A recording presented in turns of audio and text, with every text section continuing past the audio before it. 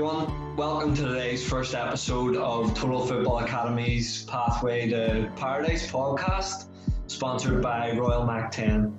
I'm delighted to be able to welcome Phil Cowen, who is a Rangers scout, and he is also the head of the Rangers Development Centres here in Northern Ireland. Phil, thank you very much for joining us today. Thank you. Thanks for inviting me. No problem. Phil, how are you and all your family getting on at this difficult time? Well, first and foremost, thanks for asking. Everyone's safe, healthy, which is the most important thing, but it's very, very difficult time for everyone in and out of football, I must admit. I'll get straight into it. We're going to cover a range of different topics, all things football relative. Can you tell me a bit about your role and your position here in Northern Ireland? Yes. Well, I joined Rangers in a part-time scouting role in 2006. Then I went full-time in 2017 as a soccer schools executive and academy scout, which is kind of sounds a more lavish role than actually what it is. But I look after all soccer schools programs, which include your soccer centres. It includes your advanced centres, seasonal camps, team tours, birthday parties, everything sort of encompassing that. And then I look after all the community engagement programs, which is very important with the brand like Rangers in Northern Ireland. We do a lot of good work in all levels of the community, which is important. And obviously academy scouting in UK, Ireland, UK, EU, and the rest of the world. So it's a busy position. So I know it sounds it, and obviously with it being so busy in normal circumstances, how much of this has impacted your role on a day-to-day basis? Dramatically, I think I can speak for us all to say that we all miss football. However, I've never been on as many webinars. I've never been on as many podcasts. I've never been as many educational tools, workshops in order to upskill. So I've actually taken the decision that I've done courses. I've done some additional scouting courses. I've done video analysis. I've done a bit of walking. I've tried to do things that I wouldn't normally get the time to do. So in that sense, it's been quite proactive. Would it be right in saying a real period of reflection then for yourself? Very much so. Actually, a very, very good friend of mine. I'm actually doing funny as a coach. People would never see me as a coach, but obviously I've been coaching a long, long time. Probably utmost in there 30 years. So I've been doing quite reflections on that in terms of coaching, and I've enjoyed it. As well as my scouting, but I've done a lot of reflection work and sort of get a look at the inner self, and it's been good. I've enjoyed it.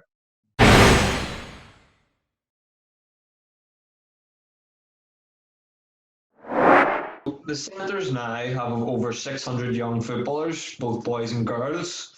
That's grown at a huge rate. How do you manage that? And how many staff have you now working for Rangers here in Northern Ireland?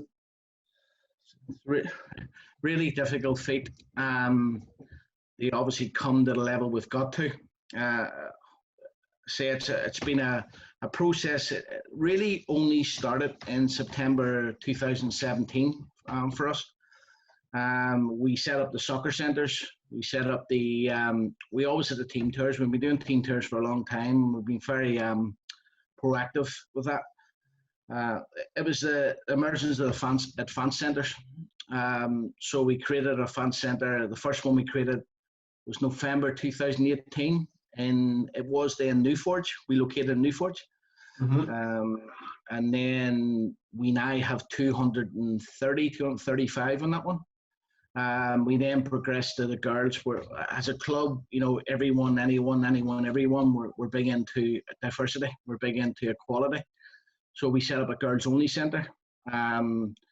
With Martine Parr, who would run it on our behalf, and that's been a great success. You're upmost of 90 girls a week, And again, it's very proactive. And we recently opened another advanced centre in Ballymoney, where we've over 100.5 kids at it. So it's been really a progression of the advanced centres that has taken us to them numbers, but very positive.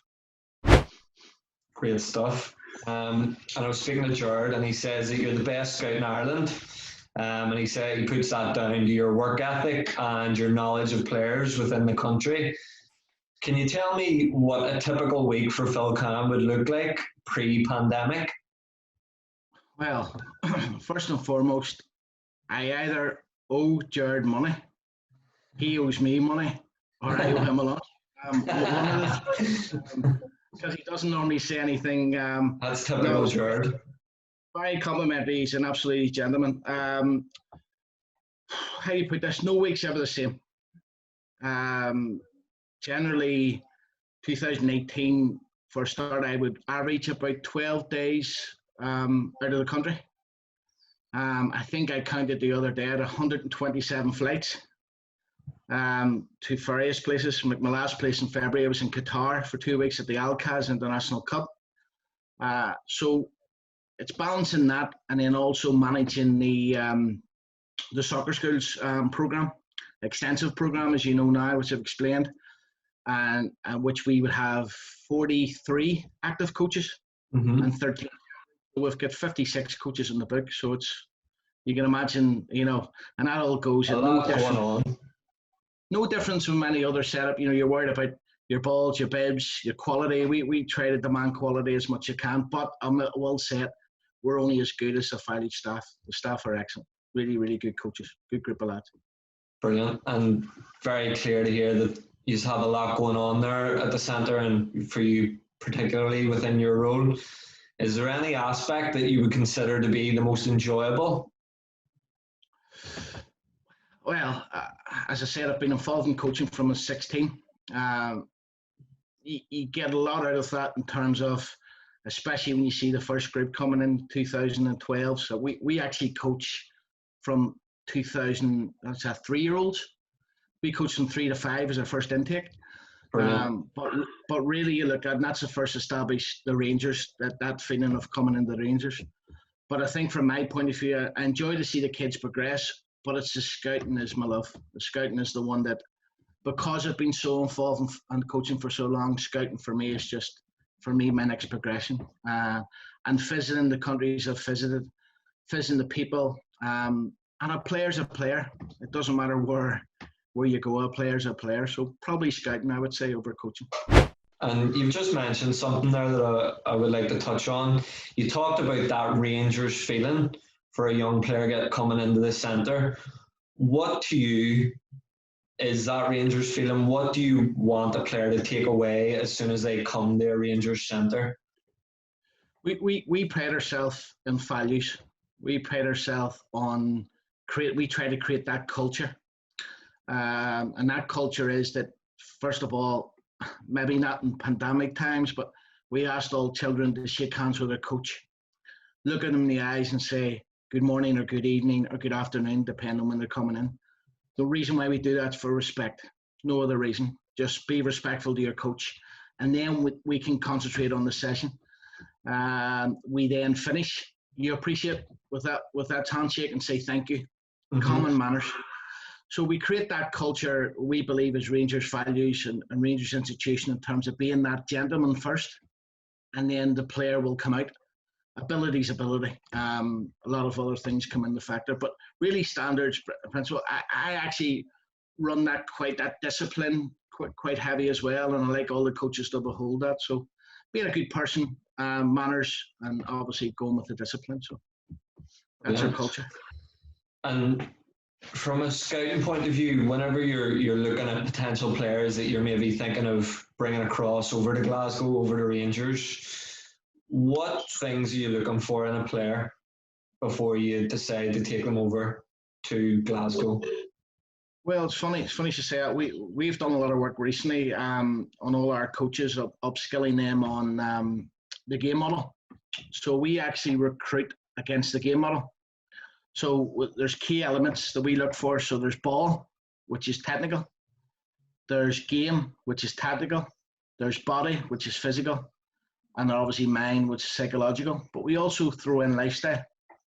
So lifestyle is quite common, is, quite unfortunate where Rangers is, and society, some society today, I must admit, some of the comments that I've received in the last 24 hours about my ability and in terms of pure football is quite encouraging. And some of the players that actually you see are big Celtic fans, I've actually had working for, or not working for me, or I've coached in throughout the years, so it's very, very positive. So I think for Mike, so the ball aspect is, we look at parts of it. We look at the lifestyle. You obviously have to be a good player to be seen.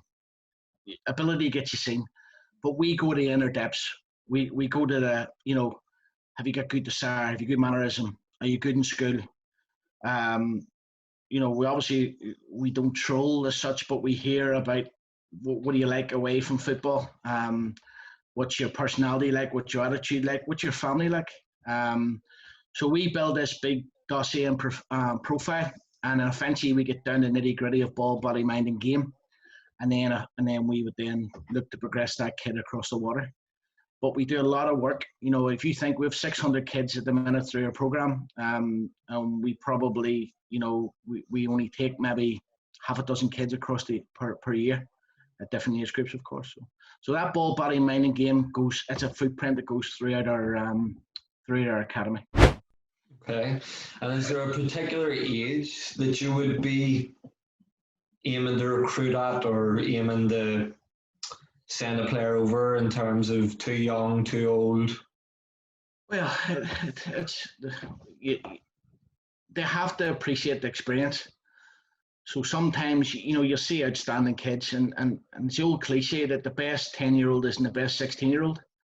And if he is the best 16-year-old, then you've got a player, because he's been consistently the best player throughout the years.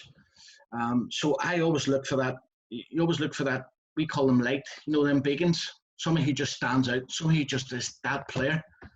So it's a difficult one, because we have tournament opportunities where we can let the kids guest in terms of tournaments. So probably that's around your under 14 age. Under 15, obviously, and then under 16 in the age of, obviously, on the June of your 16th birthday, of course, or that 16th year, you can sign professionally for the club. So it's quite a process, but because at the minute we have a database right down to 2013, which is just crazy. They're only babies. So, but we would progressively start under 14 age. I think the age where they start realizing what it's about, and their bodies are starting to form a bit, etc., etc. Okay, and I know one player in the country who's been very successful through the Rangers Academy, and that's Charlie Lindsay.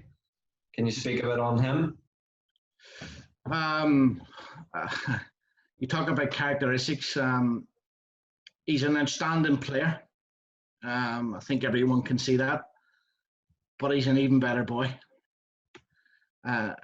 Charlie has been numerous tournaments for the club. He's represented the brand in so many different countries, and he always says thank you.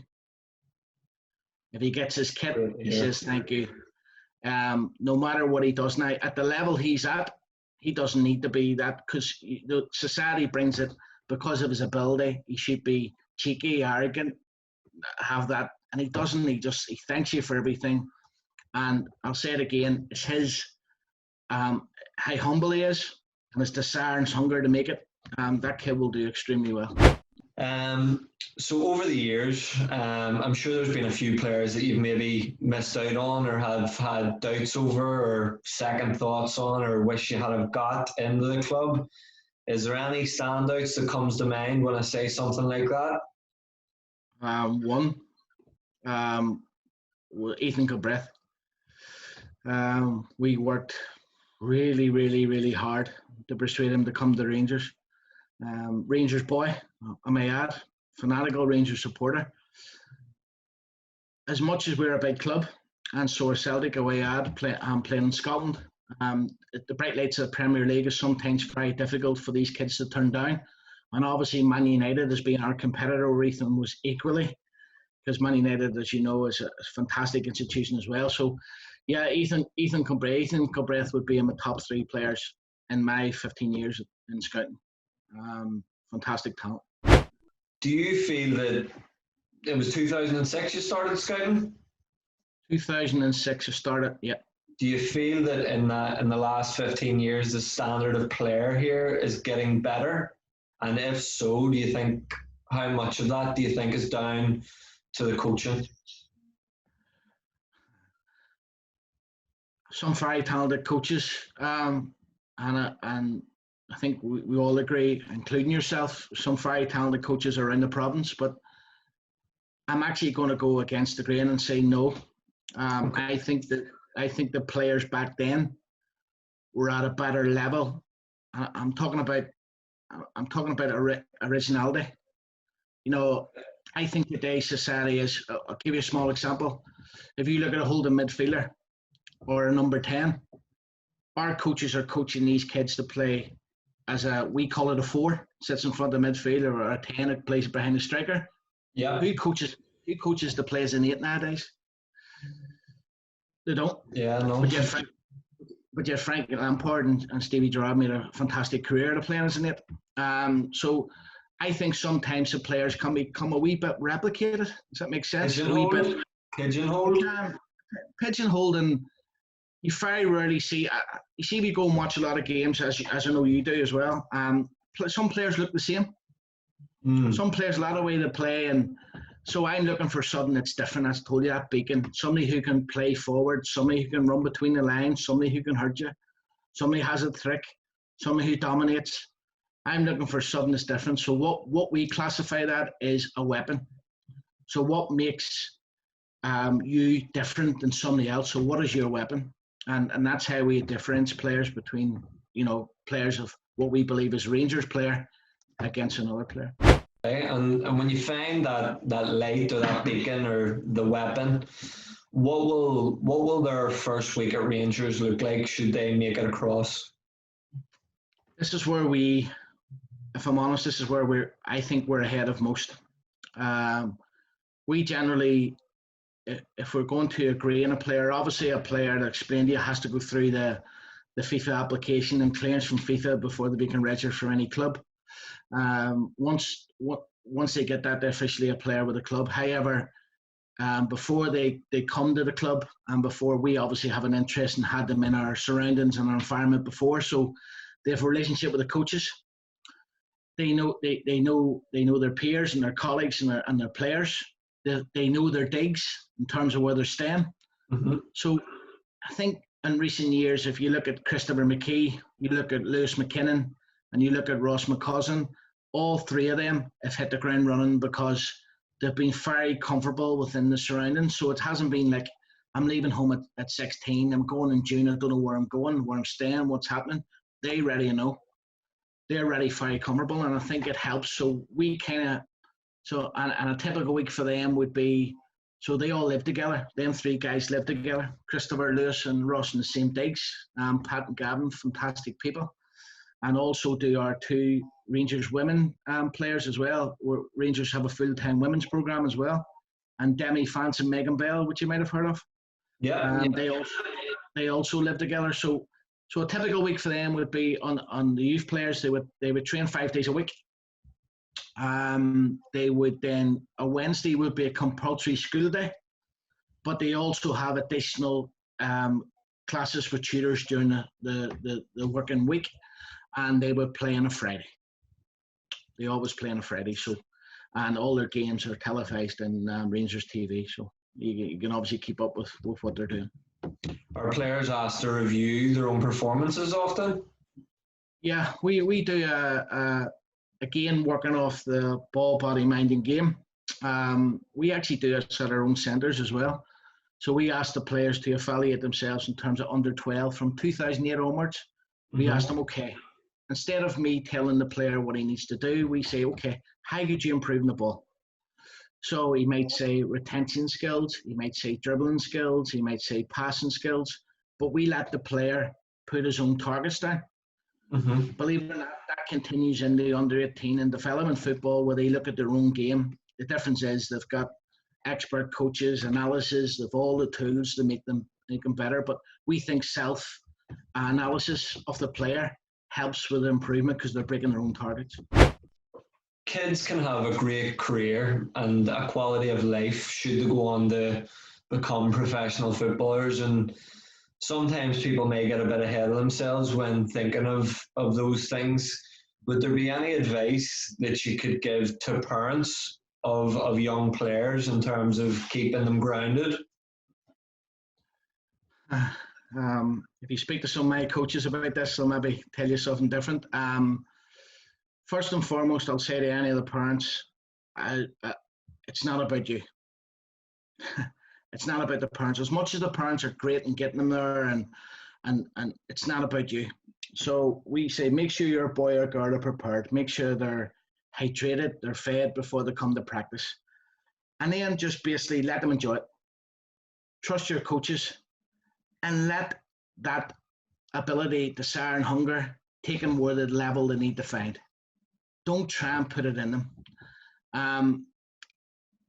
Believe it or not, in our first centre at Newforge, I put 12 parents out and their boys out because they were so demanding. So I want this, the grass isn't green enough. What is this about? But the kids are then going to lose out. Where if you come and you say, and in fact, when I do my reports, sometimes if I see an overzealous person or parent in the sideline, I actually note that.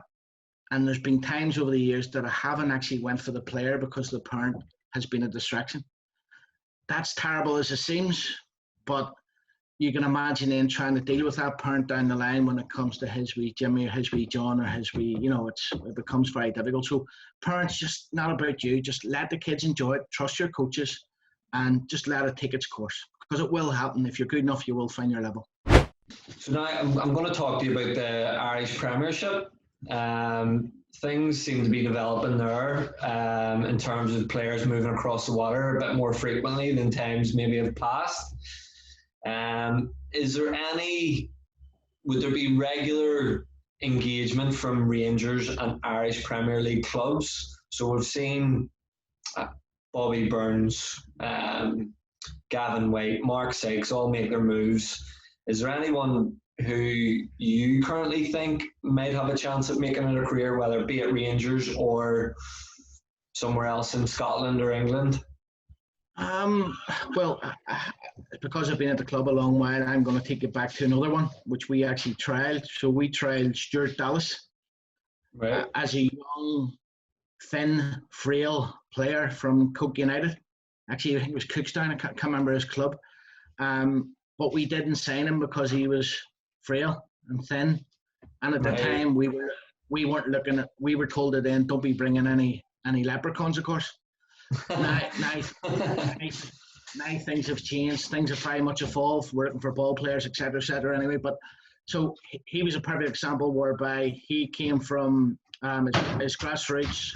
He went into then Coke United, went from Coke United Crusaders to Brentford, and now what, he got Player of the Year for Leeds this year. And that's what they're saying. He's probably gonna. So if he's a lesson in terms of late developers, then that's a big lesson. At the minute, we're quite lucky as a club, and probably the attraction of the gaffer and Stevie Gerrard is we get a lot of scope of players across internationally. So whereby we'd have been traditionally a British club in terms of recruitment, we now bring in international players. So I think that late developer needs, because he's a first team signature, needs to be of a high quality. So I'm not saying that Gavin White or Mark Sykes or Burnsy aren't, because they're five Rangers players. So, but late developers, I'll never ever rule out a late developer. Never. Look, we're wrapping up here.